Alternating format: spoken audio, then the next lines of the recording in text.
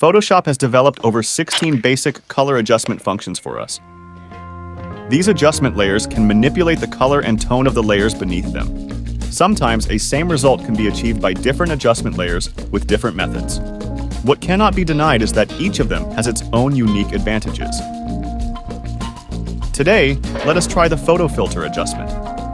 And I put a download link in the description, which is the PSD source file of this video for you to have a try.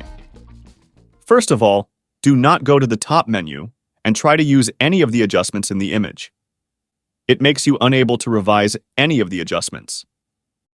The pro method is to go to Layer and create a new adjustment layer, or create the adjustment layer in the Layers panel. This way, everything will be changeable anytime after.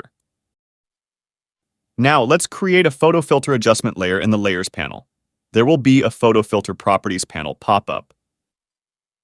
At the top of this panel, there are a lot of photo filter presets by Photoshop. You can try some of them to have a taste first.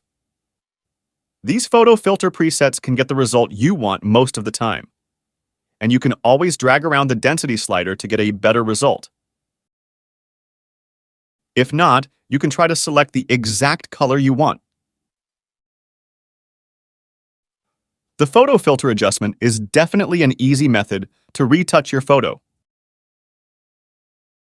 This series of videos will walk you through all the basic adjustment functions in Photoshop. Some are pretty easy, some are kind of more complex, so I've made an experimental PSD file for you. Links in the description, feel free to download and have a try. Don't forget to subscribe and check out this channel often. I'll keep uploading.